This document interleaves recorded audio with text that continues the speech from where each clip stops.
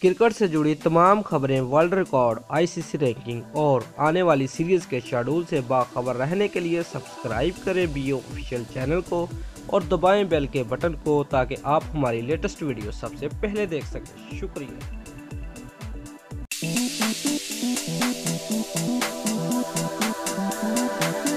Views, कौमी team के opening बल्लेबाज फखर जमान ने डबल सेंचुरी की मुबारकबाद देने पर पाकिस्तान के अगले वजीर आजम इमरान खान का शुक्रिया अदा किया है। तफसीलात के मुताबिक मुगलक बर्ग में 25 जुलाई को होने वाले आम इंतखाबात में पाकिस्तान तहरीक-ए-इंसाफ ने इमरान खान की ज़ेरे क़यादत कौमी असम्बली की 272 में से 119 नशिस्तें हासिल करके इस वक्त हुकूमत बनाने के लिए अपनी पोजीशन इंतहाई मजबूत कर ली है, जबकि साबिक कप्तान मुल्क के 19वें मुमकिना वजीर आजम भी होंगे।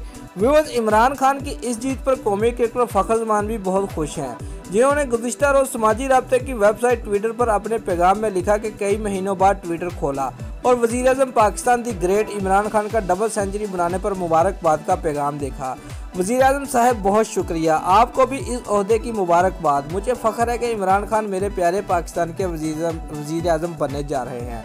व्यूअर्स, याद रहे कि फखर जमान ने जिम्बाब्वे के खिलाफ वनडे सीरीज के दौरान लेजेंडरी वेस्टइंडीज बल्लेबाज सर विवियन रिचर्ड्स का कम तरीन इनिंग्स में 1000 वनडे रन मुकम्मल करने का 38 साल रिकॉर्ड तोड़ा था, जबकि वो पाकिस्तान के लिए वनडे क्रिकेट में डबल सेंचुरी स्कोर करने वाले पहले बल्लेबाज भी बन गए थे।